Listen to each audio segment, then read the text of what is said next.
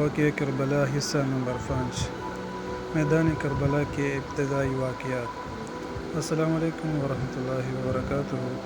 ناظرین، پچھلے حصے میں ہم نے جانا کہ حضرت امام حسین رضی اللہ عنہ اپنے اہل خانہ اور وفادار ساتھیوں کے ساتھ مکہ سے روانہ ہوئے اور آخر کار 2 محرم 61 ہجری کو سرزمین کربلا پہنچے۔ جب حضرت امام حسین رضی اللہ عنہ کا قافلہ کربلا پہنچا تو وہاں خیمے نصب کیے گئے۔ آپ رضی اللہ عنہ کے ساتھ اہل بیت اور چند وفادار ساتھی موجود تھے۔ دوسری طرف یزید کی طرف سے بھیجی گئی لشکر کی تعداد اس سے کہیں زیادہ تھی۔ ابتدا میں دونوں جانب سے بات چیت کا سلسلہ جاری رہا۔ حضرت امام حسین رضی اللہ عنہ نے جنگ کی خواہش ظاہر نہیں کی بلکہ مختلف تجاویز پیش کیے تاکہ خونریزی سے بچا جا سکے۔ آپ رضی اللہ عنہ نے فرمایا کہ اگر لوگ ابھی اپنی دعوت سے پھر گئے ہیں تو انہیں واپس جانے دیا جائے یا کسی سرحدی علاقے کی طرف جانے کی اجازت دی جائے۔ تاہم تاریخ و روایات میں ان تجاویز کی تفصیلات مختلف انداز میں بیان ہوئی ہے اور آخر کار کوئی ایسا حل نہ نکل سکا جس سے ٹکراؤ ٹل جاتا۔ چند دن بعد حالات مزید سخت ہو گئے۔ 7 محرم کے قریب حضرت امام حسین رضی اللہ عنہ کے خیموں تک پانی پہنچنے کا راستہ بند کر دیا گیا۔ دریائے فرات قریب تھا لیکن قافلے کو وہاں سے پانی لینے کی اجازت نہیں دی گئی۔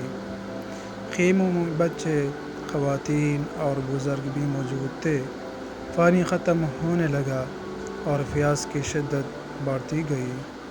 اس کے باوجود حضرت امام حسین رضی اللہ عنہ اور ان کے ساتھی صبر، نماز، دعا اور اللہ تعالیٰ پر بھروسہ کرتے رہے۔ 9 محرم کی شام مخالف لشکر نے جنگ کی تیاری شروع کر دی۔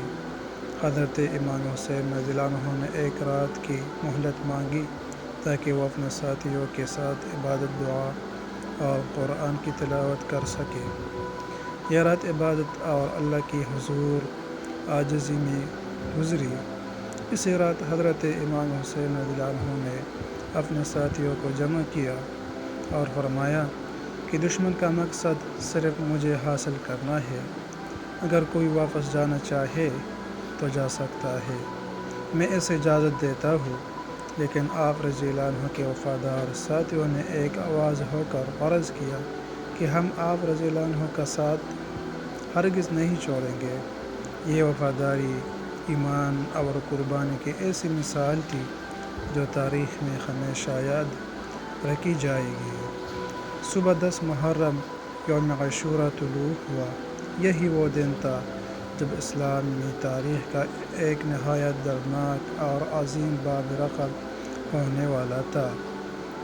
اگلے حصے میں ہم بیان کریں گے حضرت عباس رضی اللہ عنہ، حضرت علی اکبر رضی اللہ عنہ اور دیگر جانثار ساتھیوں کی قربانیاں اور حضرت امام حسین رضی اللہ عنہ کی عظیم استقامت۔